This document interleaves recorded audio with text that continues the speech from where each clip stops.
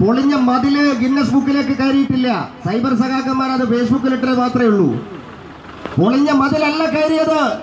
ഈ നാട്ടിലെ പാവപ്പെട്ട ആളുകൾക്ക് ജൻധൻ യോജനയുടെ 33 കോടി ആളുകൾക്ക് ഒരു ഷോർട്ട് പീരീഡിനുള്ളിൽ അക്കൗണ്ട് എടുപ്പിച്ച് അവരെ ഡിജിറ്റൽ ട്രാൻസാക്ഷനിലേക്ക് മാറ്റിയിട്ടുള്ള ആ പദ്ധതി ഇന്ന് ലോകത്തിലെ അത്ഭുതകരമായിട്ടുള്ള പദ്ധതിയാക്കി മാറ്റി. 5 കൊല്ലം എടുത്തിട്ടുള്ളൂ, 70 കൊല്ലം എടുത്തിട്ടില്ല. നിങ്ങളാണ് പരിഹസിച്ചത് നരേന്ദ്രമോദി ഓരോ പദ്ധതിയും പ്രഖ്യാപിക്കുമ്പോൾ. നമ്മള് നാട്ടിലെ സാധാരണക്കാരായിട്ടുള്ള ആളുകൾ കുറച്ച് നാളുകൾക്ക് മുമ്പ് നമുക്കറിയാം, നരേന്ദ്രമോദി ഈ പദ്ധതിയൊക്കെ ആവിഷ്കരിക്കുന്നതിന് മുമ്പേ നമ്മുടെ നാട്ടിൽ ഒരു ചില്ലുകൂടിനകത്ത് ATM-ന്റെ മെഷീൻ വന്നപ്പോൾ സാധാരണക്കാരായിട്ടുള്ള ആളുകൾ ചോദിച്ചില്ലേ, ഇതെന്താ ഈ സാധനം? ഈ ചില്ലുകൂട്ടിൽ എന്താ ഒരു മനുഷ്യൻ നിൽക്കുന്നത് പോലുള്ള രൂപം? അപ്പോൾ പണമുള്ള ആളുകൾ അവരോട് പറഞ്ഞു, ഇത് ഞങ്ങൾക്ക് ബാങ്കിൽ പോവാതെ തന്നെ പണമെടുക്കാനുള്ള യന്ത്രമാണ്. ഞങ്ങൾക്കൊരു കാർഡ് ഇങ്ങനെ ഇട്ട് അതിൽ നിന്ന് ഞങ്ങളുടെ പിൻ നമ്പർ അടിച്ചാൽ ഈ ബാങ്കിലേക്ക് പോകണ്ട, ഞങ്ങൾ ഇതിൽ നിന്ന് പൈസ വലിക്കും. അപ്പോൾ പാവപ്പെട്ട ആളുകൾ പറഞ്ഞു, ഈ പടച്ചോൻ എന്തിനാ നമ്മളെയൊക്കെ ജയിപ്പിച്ചത്? ഇങ്ങനെയൊക്കെ ആളുകൾ ജീവിക്കുന്നത്. ചില ആളുകൾ പറയും, ഞാൻ ചെക്കപ്പിന് പോയതാണ്. അപ്പോൾ സാധാരണക്കാർ ചോദിക്കും, നിങ്ങൾക്ക് എങ്ങനെയാ ഇത്ര വലിയ ഹോസ്പിറ്റലൊക്കെ ചെക്കപ്പിന് പോകാൻ സാധിക്കുന്നത്? അതെനിക്ക് ക്ലെയിമുണ്ട് എന്ന് പറഞ്ഞാൽ വലിയ ഇൻഷുറൻസ് കമ്പനികളിൽ പണമടച്ച് ഹെൽത്ത് ക്ലെയിം ഉണ്ടാക്കിയ ആളുകൾ അന്നും സാധാരണക്കാരന് മുഖത്ത് വിരലോട് വെച്ചുകൊണ്ട് പറഞ്ഞു, നമ്മുടെ പണക്കാർക്ക് ജീവിക്കാനുള്ള സ്ഥലമാണ് ഈ ഭൂമി, ഇന്ത്യ. പക്ഷേ ഇന്നെന്താ സ്ഥിതി? ഇന്ന് പാവപ്പെട്ടവരായിട്ടുള്ള ആളുകൾ, അതും ഇന്ത്യ സ്വന്തമായിട്ട് വികസിപ്പിച്ചെടുത്ത ആരാന്റെ വിസ കാർഡല്ല, ഇന്ത്യ രാജ്യത്ത് വികസിപ്പിച്ചെടുത്ത രൂപേ കാർഡ്, നരേന്ദ്രമോദിയുടെ രൂപേ കാർഡ് പോക്കറ്റിൽ വെച്ചിട്ടാണ് ഇത് സാധാരണക്കാരൻ ATM-ലേക്ക് പോകുന്നത്. ശരിക്കാൻ പറ്റുമോ? നിങ്ങളല്ലേ പരിഹരിച്ചത് നരേന്ദ്രമോദിയെ? ഇന്ന് ഇൻഷുറൻസ് ക്ലെയിം ഇല്ലാത്ത ഏത് പാവപ്പെട്ട ആളുകളാണ് ഈ രാജ്യത്തുള്ളത്? ജീവൻ ജ്യോതി ബീമാ യോജന എന്ന് പറഞ്ഞാൽ ഈ നാട്ടിലെ ഏത് അസുഖക്കാരന് വരെ ചേരാൻ പറ്റുന്ന പദ്ധതിയാണ്. 300 കോടി കൊടുത്താൽ മതി ഒരു കൊല്ലത്തേക്ക്. 18 വയസ്സ് വരെ ഏതൊരാൾക്കും ചേരാം. 50 വയസ്സ് വരെ എന്ത് കാരണവശാലും മരണപ്പെട്ടാൽ 2 ലക്ഷം രൂപ വീട്ടിലേക്ക് കുടുംബത്തിന് കിട്ടുന്ന ഇൻഷുറൻസ് പദ്ധതി ആവിഷ്കരിച്ചത് നരേന്ദ്രമോദി ഗവൺമെന്റ്. പണക്കാർക്ക് വേണ്ടി മാത്രമല്ല ഇൻഷുറൻസ് വേണ്ടോ എന്ന് തെളിയിച്ചിട്ടുള്ളത് ഈ രാജ്യത്ത് നരേന്ദ്രമോദി വന്നതിന് ശേഷമല്ലേ. സുരക്ഷാ ബീമാ യോജന, ആക്സിഡന്റ് പറ്റിയാൽ കിട്ടുന്ന 2 ലക്ഷം രൂപ, 12 രൂപ ആകെ അടക്കേണ്ട ഒരു കൊല്ലത്തേക്ക്. 12 രൂപ. സാധാരണക്കാരന് ഇത് പറഞ്ഞപ്പോഴും നമ്മുടെ നാട്ടിലെ ചില സഖാക്കന്മാരെ കണ്ണു കടിച്ചിട്ട് പ്രസംഗിക്കുന്നത് ഞാൻ കേട്ടിട്ടുണ്ട്. ഇതൊക്കെ നടപ്പിലാക്കേണ്ട പദ്ധതിയാണോ? ഓർക്കാട്ടേരിയിലും ആയിത്തേരിയിലും വില്യാപ്പള്ളിയിലും കാർത്തികപ്പള്ളിയിലും ഒക്കെ 2 ലക്ഷം രൂപ ഈ പദ്ധതിയിൽ ചേർന്ന ആളുകൾക്ക് കിട്ടിയപ്പോഴാണ് ഇവന്മാര് പാർട്ടി യോഗം വിളിച്ചിട്ട് എല്ലാത്തിനും മുമ്പ് ചേരാൻ കേട്ടോ, എല്ലാവരും പോയി ചേർത്തുകൂടി പറഞ്ഞിട്ട് ബാങ്കിൽ കൊണ്ടുപോയിട്ട് ഇത് ചേർത്തത്. എന്ത് കൊണ്ടുവന്നാലും ആദ്യം വിമർശനം. ഇപ്പൊ പറയുന്നത് എന്താണെന്നറിയോ? ഇപ്പൊ ഇതൊന്നും വികസന പ്രശ്നമൊന്നും പറയാൻ പാടില്ല. ഇപ്പൊ പറയുന്നത് BJP ഇനി വന്നാൽ രാജ്യത്ത് തെരഞ്ഞെടുപ്പ് ഉണ്ടാവില്ല. എന്റെ തെരഞ്ഞെടുപ്പ് ഉണ്ടാവാതിരിക്കാൻ കാരണം എന്താ?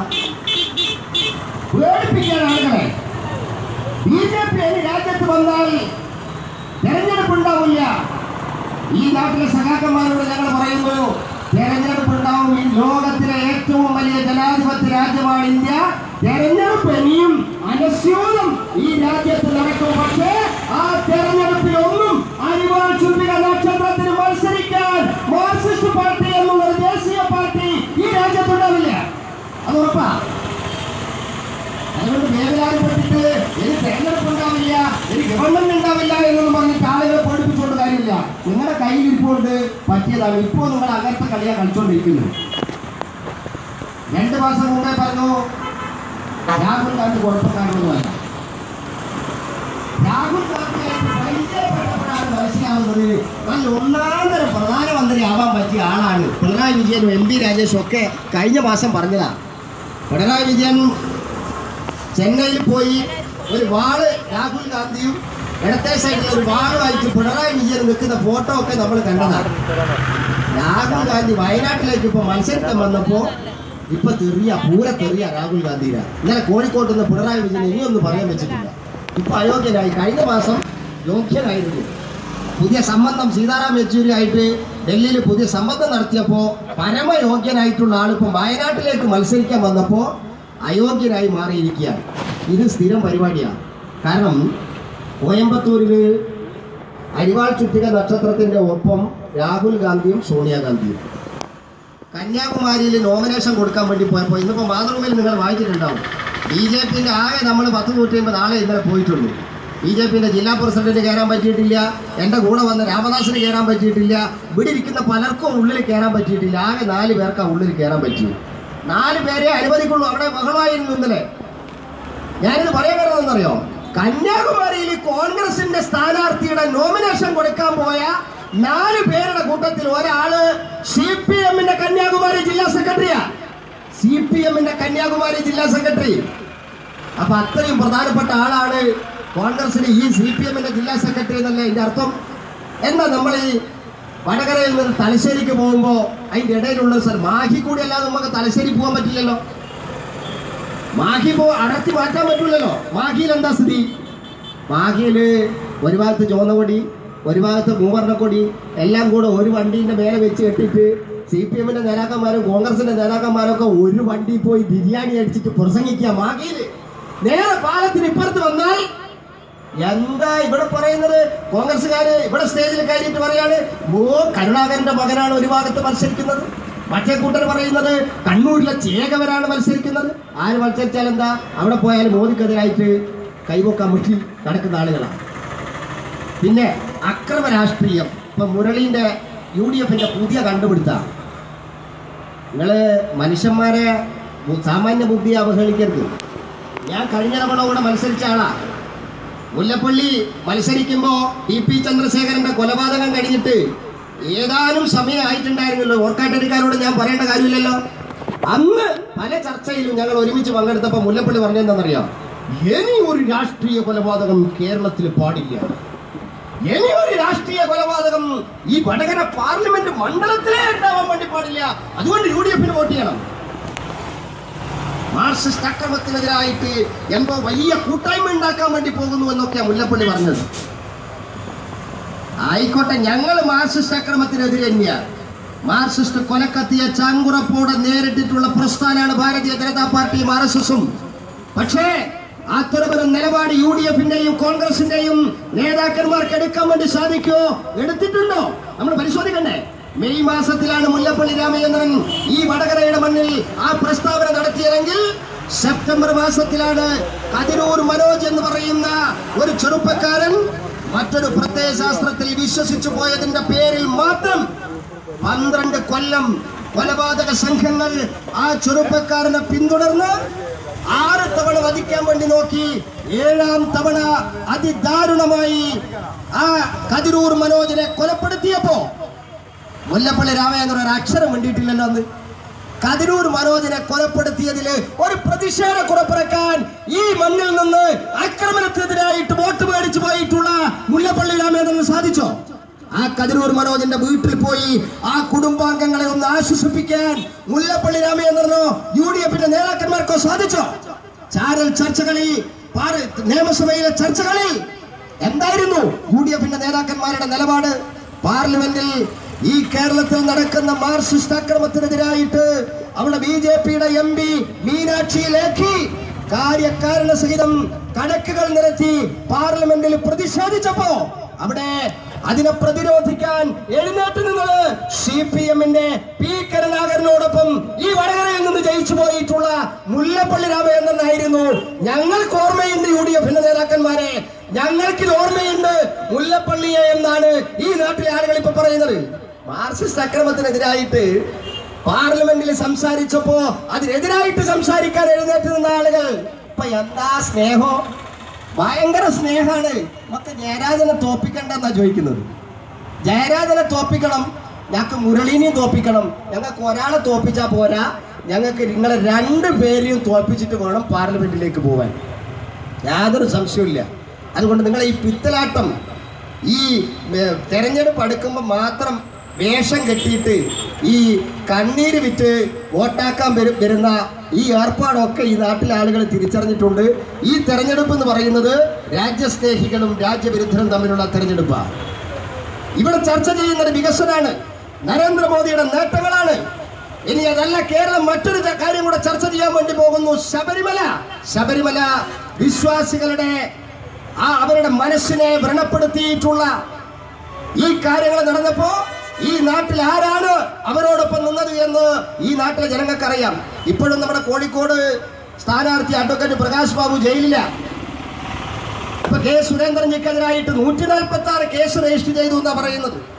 അങ്ങനെ ഈ നാട്ടിലെ ശബരിമല വിശ്വാസികളോടൊപ്പം ഏതാണ്ട് 3 മാസക്കാലത്തോളം അടിയുറച്ച് അവരുടെ വിശ്വാസത്തോടൊപ്പം, അവരുടെ സമരങ്ങളോടൊപ്പം, അവരുടെ വികാരത്തോടൊപ്പം നിന്ന പാർട്ടി ഭാരതീയ ജനതാ പാർട്ടിയും ദേശീയ ജനാധിപത്യ സഖ്യവുമാണ് എന്ന് എല്ലാവർക്കും അറിയാം. അതുകൊണ്ട് നിങ്ങൾ അക്രമ രാഷ്ട്രീയം ചർച്ച ചെയ്താലും, ശബരിമല വിഷയം ചർച്ച ചെയ്താലും, ഇനി നരേന്ദ്രമോദി ഗവൺമെന്റിന്റെ നേട്ടങ്ങൾ ചർച്ച ചെയ്താലും അതിലൊന്നും ഞങ്ങൾക്ക് തെളിവില്ലാത്ത പ്രശ്നമൊന്നുമില്ല. ഞാനീ പറയുന്നതൊന്നും നിങ്ങൾ വിശ്വസിക്കണ്ട.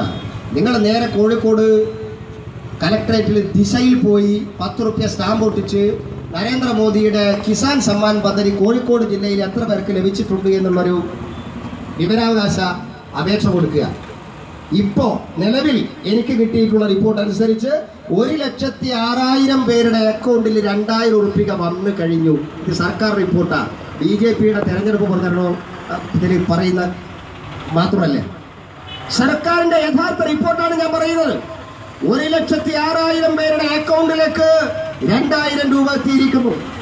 ഓരോ പദ്ധതിയുടെയും വെബ്സൈറ്റ് ഉണ്ട്. ഇപ്പോൾ സ്ത്രീ ശാക്തീകരണമാണല്ലോ കേരളത്തിലെ പ്രധാനപ്പെട്ട മുദ്രാവാക്യം പലരുടെ. എന്താ നടക്കുന്നതെന്നുള്ള ഞാൻ പറയേണ്ട കാര്യമില്ല. പക്ഷെ നിങ്ങൾ കയറി നോക്കുക, പിണറായി വിജയൻ എത്ര പുതിയ പദ്ധതി സ്ത്രീ ശാക്തീകരണത്തിന് വേണ്ടി ആരംഭിച്ചിട്ടുണ്ട്. നാഷണൽ വൈഡ് ഒരു വെബ്സൈറ്റ് ഉണ്ട്, nari.nic.in. ആവശ്യമുള്ളവർ എഴുതിയെടുക്കുക, നിങ്ങൾ പരിശോധിക്കുക. ഏതാണ്ട് 250ഓളം പദ്ധതികൾ ഉള്ളതിൽ മൊത്തം ഇന്ത്യ രാജ്യത്തെ സംസ്ഥാനങ്ങൾ ആരംഭിച്ച പദ്ധതി 11 ഉള്ളൂ. അത് കേരളത്തില് ഒരെണ്ണം മാത്രമേ ഉള്ളൂ. പരിശോധിച്ചോ നിങ്ങളുടെ സംശയമുള്ള ആളുകൾ. അവരാണ് ഇവിടെ സ്ത്രീ ശാക്തീകരണം പറയുന്നത്. ഈ ഗവൺമെന്റ് വന്നതിന് ശേഷം മാത്രം 83ഓളം സ്ത്രീ ശാക്തീകരണ പദ്ധതികൾ ആവിഷ്കരിച്ചിട്ടുള്ള ഗവൺമെന്റാണ് നരേന്ദ്രമോദിയുടെ ഗവൺമെന്റ്. അതുകൊണ്ട് ഏത് വിഷയം വേണമെങ്കിലും ചർച്ച ചെയ്തോളൂ. ഈ നാട്ടിലെ ബഹുഭൂരിപക്ഷം വരുന്ന ജനങ്ങളും ആഗ്രഹിക്കുന്നത് വീണ്ടും വേണം മോദി ഭരണം എന്ന് തന്നെയാണ്. അതുകൊണ്ട് പ്രിയപ്പെട്ടവരെ, നമ്മുടെ ഈ രാജ്യത്ത് നരേന്ദ്രമോദിയുടെ നേതൃത്വത്തിൽ ഒരു കരുത്തുറ്റ ഗവൺമെന്റ് വീണ്ടും അധികാരത്തിൽ വരുന്ന സമയത്ത് നമ്മുടെ വടകര പാർലമെന്റ് മണ്ഡലത്തിലേക്ക് ആവശ്യമായിട്ടുള്ള കാര്യങ്ങൾ വർഷങ്ങളായിട്ട് പറഞ്ഞു കേൾക്കുന്നതാണ്. 5 കൊല്ലം ഇവിടുന്ന് ഇപ്പോൾ ഉള്ള MP 5 കൊല്ലം മന്ത്രിയായിരുന്നു. ആ സമയത്ത് ഒരു ബോർഡും വടകരയിൽ വെച്ചത് ഞാൻ കണ്ടിട്ടില്ല. ഞാനൊരു സുപ്രഭാതത്തിലെ ട്രെയിൻ കയറാൻ വേണ്ടി പോകുമ്പോൾ അവിടെ വലിയൊരു ഫോട്ടോയും ഫ്ലക്സും. എന്താണെന്നറിയോ, വടകര റെയിൽവേ സ്റ്റേഷനിലേക്ക് കോൾഡ് സ്റ്റോറേജ് കൊണ്ടുവരാൻ വേണ്ടി അഹോരാത്രം പണിപ്പെട്ടിട്ടുള്ള മുല്ലപ്പള്ളി രാമചന്ദ്രൻ അഭിവാദ്യങ്ങൾ. ആരൊക്കെ പോയി മുല്ലപ്പള്ളി രാമചന്ദ്രനോട് ചോദിച്ചു, എത്ര പേർക്ക് തൊഴിൽ കിട്ടും, എന്താ ഈ പദ്ധതി, കോൾഡ് സ്റ്റോറേജ് വന്നാൽ നമുക്കെന്താ ഗുണം? മുല്ലപ്പള്ളി പറഞ്ഞു, എനിക്കതിനെക്കുറിച്ചൊന്നും അറിയില്ല, ബഡ്ജറ്റിൽ പ്രഖ്യാപിച്ചത് കേട്ടോണ്ട് ഒരു ബോർഡ് വെച്ചു തരുന്നു. ഒരു കാര്യം അതിനു വേണ്ടി ചെയ്തിട്ടില്ല. അത് രാജ്യത്തിന്റെ എല്ലാ ഭാഗത്തേക്കും വികസനം എത്തണമെന്നുള്ള ഉദ്ദേശത്തിൽ അവിടെ ബഡ്ജറ്റിൽ പ്രഖ്യാപിച്ചു. എന്നാൽ കൊണ്ടുവരാൻ വേണ്ടിയിട്ട് പിന്നെ ശ്രമിക്കണ്ടേ? ഒരു ശ്രമവും നടന്നില്ല. വടകരയിൽ അതിനു വേണ്ടിയിട്ടുള്ള ഒരു മുന്നൊരുക്കവും നടന്നില്ല. MP അതിന് പിന്നെ മേൽനോട്ടം വഹിച്ചില്ല, അതിനൊട്ട് നേതൃത്വം കൊടുത്തില്ല. 1 കൊല്ലം കഴിഞ്ഞപ്പോൾ കോൾഡ് സ്റ്റോറേജ് വെസ്റ്റ് ഹില്ലിലേക്ക് പോയി. കോൾഡ് സ്റ്റോറേജ് ഇപ്പോൾ കോഴിക്കോട് വെസ്റ്റ് ഹില്ല, അല്ലാണ്ട് വടകര സ്റ്റേഷനല്ല. ഇതാണ് നമ്മുടെ MP-ന്റെ അവസ്ഥ. മൂരാട് പാലം അപകടത്തിലായിട്ട് എത്ര നാളായി? അത് രണ്ടാമത് പണിയാൻ വേണ്ടിയിട്ട് പണം അനുവദിച്ചിട്ടുണ്ട് കേന്ദ്രത്തിൽ നിന്ന്. 3 കൊല്ലമായി അതിന്റെ പിന്നെ എന്താ പറയേണ്ടത്, പ്രോജക്റ്റുമായിട്ട് ബന്ധപ്പെട്ട വിഷയങ്ങളിൽ ഇങ്ങനെ നിൽക്കുകയാണ്. മുല്ലപ്പള്ളി ആ വഴിക്ക് പോയിട്ടില്ല. സംസ്ഥാന ഗവൺമെന്റ് അതിന്റെ പൂർണ്ണമായിട്ടുള്ള പ്രോജക്റ്റ് ഇതുവരെ സമർപ്പിച്ചിട്ടുമില്ല. ഇങ്ങനെ വടകര പാർലമെന്റ് മണ്ഡലത്തിൽ കാലാകാലമായിട്ട് പറഞ്ഞു കേൾക്കുന്ന ഒരുപാട് വികസന പ്രശ്നങ്ങളുണ്ട്. പ്രിയപ്പെട്ടവരെ, ഞാൻ നിങ്ങളോട് താഴ്മയായിട്ട് അപേക്ഷിക്കുകയാണ്, എനിക്കൊരവസരം തന്നാൽ ഇത്തരം വികസന പ്രശ്നങ്ങൾക്ക് ശാശ്വതമായിട്ടുള്ള പരിഹാരം തേടാൻ നരേന്ദ്രമോദി ഗവൺമെന്റിൽ നിന്ന്, വരാൻ പോകുന്ന കേന്ദ്ര ഗവൺമെന്റിൽ നിന്ന് ഇത്തരം ആവശ്യങ്ങൾ പിടിച്ചു വാങ്ങിക്കാൻ, അനുഭാവപൂർവം ആ പദ്ധതികൾ ഈ വടകര പാർലമെന്റ് മണ്ഡലത്തിലെത്തിക്കാൻ എന്റെ കഴിവിന്റെ പരമാവധി ഞാൻ പരിശ്രമിക്കും. അത് കൊണ്ടുവരാൻ വേണ്ടി സാധിക്കുമെന്ന് എനിക്ക് ഉറപ്പുണ്ട്. അതുകൊണ്ട് പ്രിയപ്പെട്ടവരെ, ഈ ഏപ്രിൽ 23-ാം തീയതി നടക്കുന്ന തെരഞ്ഞെടുപ്പിൽ നിങ്ങളുടെ വിലയേറിയ വോട്ടുകൾ താമര അടയാളത്തിൽ രേഖപ്പെടുത്തിക്കൊണ്ട് എന്നെ ഈ വടകര പാർലമെന്റ് മണ്ഡലത്തിൽ നിന്നും വൻ ഭൂരിപക്ഷത്തോടുകൂടി ജയിപ്പിച്ച് പാർലമെന്റിലേക്ക് അയക്കണമേ എന്ന് വിനയപുരസ്സരം താഴ്മയോടുകൂടി അപേക്ഷിച്ചുകൊണ്ട്, അഭ്യർത്ഥിച്ചുകൊണ്ട് എന്റെ വാക്കുകൾ ചുരുക്കുന്നു. നന്ദി, നമസ്കാരം.